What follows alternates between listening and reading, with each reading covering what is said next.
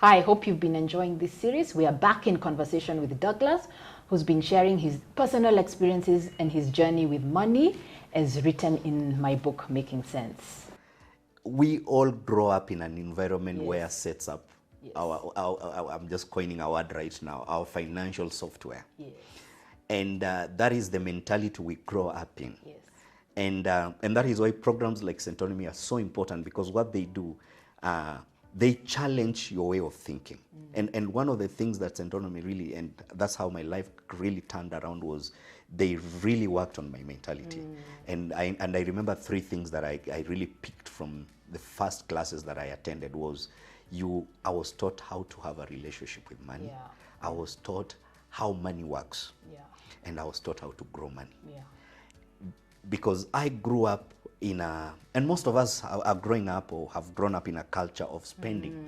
We are more of consumers than producers. So whatever, and even the way the parenting is done, we always know, if I ask daddy, if daddy will always give, and my work is to spend it, my work is to enjoy, my work is to use it. And that's how we are grown up with. And also for parents who are watching I will just challenge you to really take time to teach your children about money. And Centonomy has a program on Campus Edition that really teaches teenagers about money, because you have to catch it from that early stage. And for me, I grew up, I knew it was spending. I saw my parents spending. No one ever in our family talked about saving or investment or creating wealth. It was just, if we get, and I grew up in a family that we are farmers. And I will see, but during the harvest time, when it gets to December, when we harvest and we sold, we sold, and I knew it's just time for buying things. And I never saw anything to do with saving, or anyone talking about saving or investment. And I grew up with that subconsciously without knowing. And my first experience with money was in high school, where I was given, I remember the first term in Form 1, I was given 100 shillings. And what I didn't know was that I was supposed to budget that money to last for the whole term. And I blew up that money within 3 days. Very common experience. Within 3 days, and I suffered the whole term. And it's just because of that. And the whole mentality went on, because now I was not learning also about money. No one was teaching me. And I went to university. It was the same mentality. And I brought that mentality when I started working, where when the salary comes, I never used to budget my salary. I just knew when it comes into the account, my work is just to be spending it. And before I know it, within a week, you're talking of 250,000. Within a week, you have finished the money. And you have nothing left. You have not saved. You have not, invested in any way. So that upbringing is very crucial. And you need such a program to change your mindset, to challenge your way of thinking. Because also the challenge is, when we become adults, we are so engraved in our beliefs that it's very difficult for us to be convinced otherwise. And we think this is the only way things are done. And a platform like Centonomy now, they really change your mindset and introduce you to the whole world of financial management. In the book, we have an exercise. I've put an exercise there for all of you who are listening, and you can see, possibly my past experiences and my belief, my financial software, as Douglas has put it, is not quite right. And it just involves looking at who told you, who told you, and saying, is this what is truly working for me, or did someone tell me and I never quite investigated it? Money should be spent a certain way. And sometimes it's not even our parents, it's society. You grew up seeing how the rich uncle was treated and the not so rich uncle was treated, and that formed a perception about money. So go and sit with yourself quietly and start understanding who told me. Then you'll understand this belief system is not working for me. And the only way to change it, it comes back to our spending. Unfortunately, there's no magic pill you take. It comes back to a habit. That habit. So for example, if you change your spending, if I look at my example of lunch, I changed lunch, then I was able to go on holiday. That change rewired a belief system that little money doesn't matter, that I had. Absolutely. But you have to actually change the habit. And don't get me wrong, and I think, Douglas, you agree with me, we're not saying that don't live a good life. But we're saying, look at the things that are valuable to you. So maybe like you found out spending money in the bar and paying for all my friends has no value to you. Completely. But I know there are other things you've accomplished that you've realized this is actually what has a lot more value to you. So to investigate that. So just to wrap up, Douglas, you said something about it has helped you, not just money for yourself, but other people. And I'm a big fan, and I write about this in the book, of money is a tool. Yeah, it is not the life. Yeah, and it sounds strange sometimes when I'm teaching money, then I come back and tell people, by the way, at the end of the day, money is a tool. It is not the life. We live in a culture that treats money as the life. And the thing with treating money as the goal is if you make 1 million, you'll want 5. You make 5, you'll want 10. And I think in our society we've seen when putting money or serving money, even with what happens sometimes when you hear in the media what is happening, you wonder, the last 100 million you stole was not enough, yeah, because money is never enough. So you really have to investigate, what is this money for? And I think when you do that, you can do a lot more with a lot less. So Douglas, I just want you to talk about the value system you have adopted with money, because I've watched you, and at the foundation of everything, there can be all the habits, there's a value system that along the way you've really engaged with money. Yeah. Just, if you allow me, before I mention that, I wanted just, what you said about financial planning was really powerful, and I just wanted to allude to that before I got to your question. One of the things that I really learned, and it featured very well in the book, is financial planning.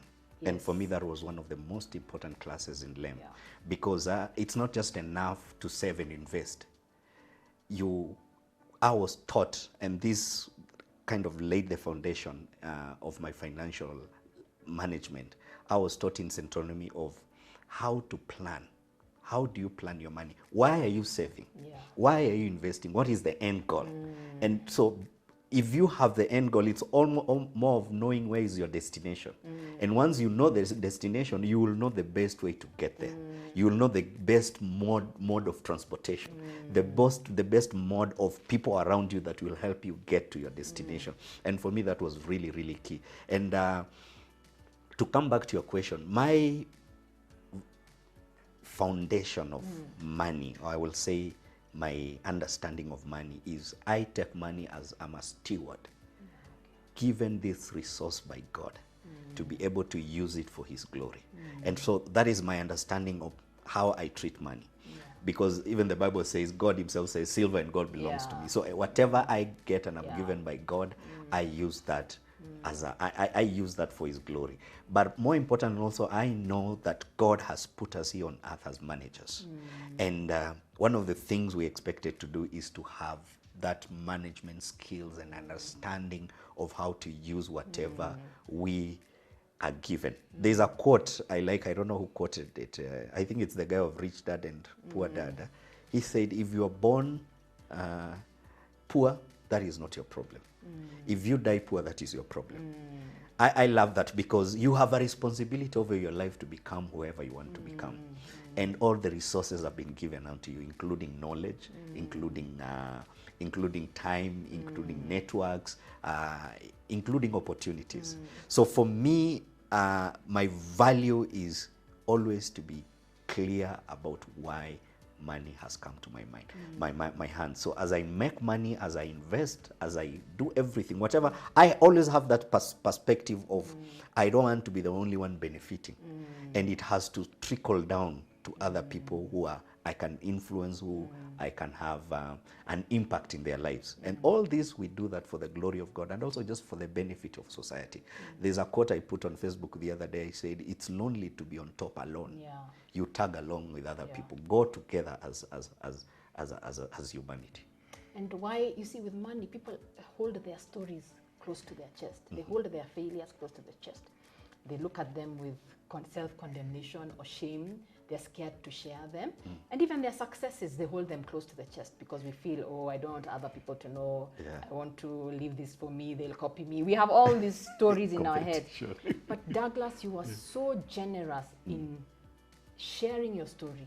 You've shared it in the book. You've shared it on many platforms with Centonomy.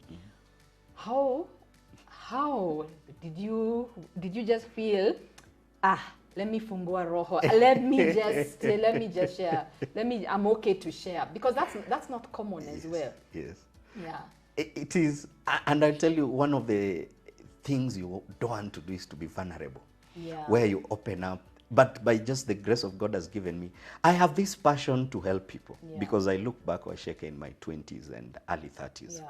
I look at opportunities that I missed Yeah. to create wealth. Yeah. Based on the job I had and the good salary I was getting. Yeah. And also just the land I have at home and the skills I have of writing and doing consultancy and doing that. So I look back and it really pains me that someone else is still going through the same mistakes that I did. And that is kind of really my driving force. Yeah. Like, it pains me to see someone repeating the same mistakes that I do. And within a few years from now, they will look back and really regret. And there is nothing as bad as that, where you wish, I wish I could have saved 10% or 20% of my salary when I started working. I wish I could have done this and that.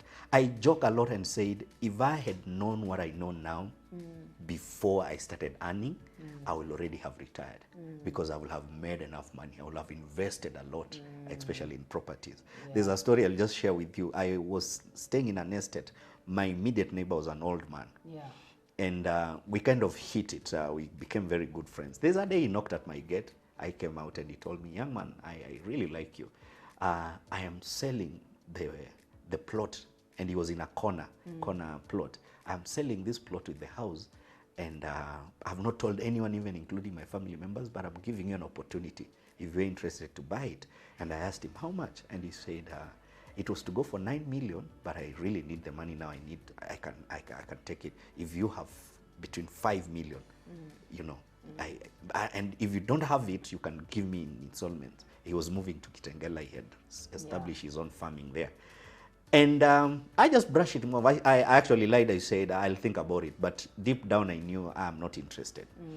But looking back at that opportunity, first of all, I could have raised that money within 3 months. And that plot right now, I can almost guess if you have to sell it or buy it, it will go for 20 million and above, not less than that. So that is one of the opportunities I see. And at that time, I didn't have any knowledge about money, investment. For me, my future was now, here and now.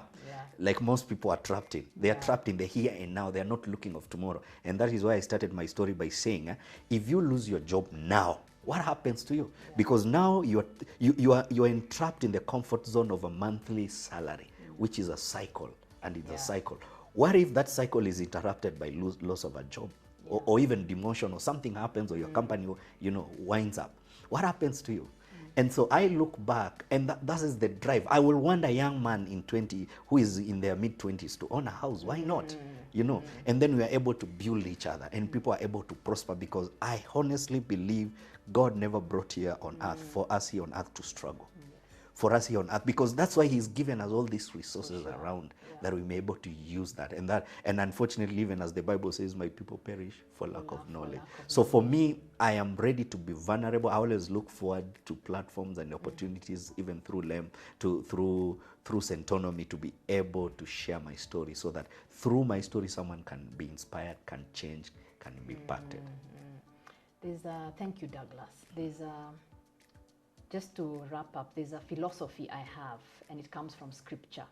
I use it in the class, I use it in the book, but whoever has more will be given, and he who has not, even that which he has will be taken away. And the first time I saw it, I was like, this is the meanest thing ever, until I started to understand that it actually comes from a spirit of abundance, because I am also convicted everybody should create wealth. We'll do it in different ways, but we should create wealth. And that's the spirit of the book, that's the spirit of Centonomy. But whoever has more will be given. It means you must start to recognize what you have. If you have 1,000 shillings, figure out how to make it 2,000 shillings instead of going to spend it for coffee or a bar, making it 200 shillings, Because he who has not, if you don't see the value, you're the one who does not have, even that will be taken away.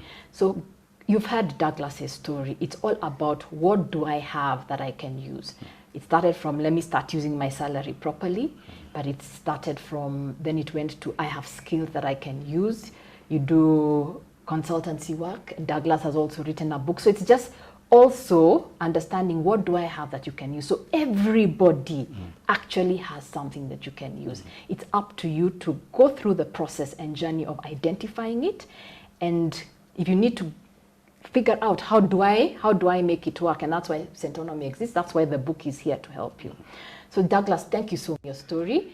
The book Making Sense is out on sale. You can get it, you can call us, the details will be on screen. You can also get it at select bookshops. And apart from Douglas's story, there's my story, as I mentioned, in more detail, but we have other stories. We have Faith, who takes us through journeys as a couple, as how do you deal with the dynamics of marriage, how those belief systems came in and what they had to do to rectify their situation so that they can create wealth.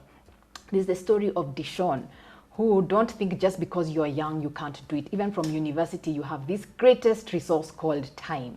And if you start using that time well, like he did, started making bracelets, now he's running a farm in Kilifi. And on Arch, we will be getting them as well to come and share their stories in more details. But start with where you have. Go out, get the book, start reading it. Please share what your experiences are as you engage with these stories, and look forward to hearing from you. Thank you.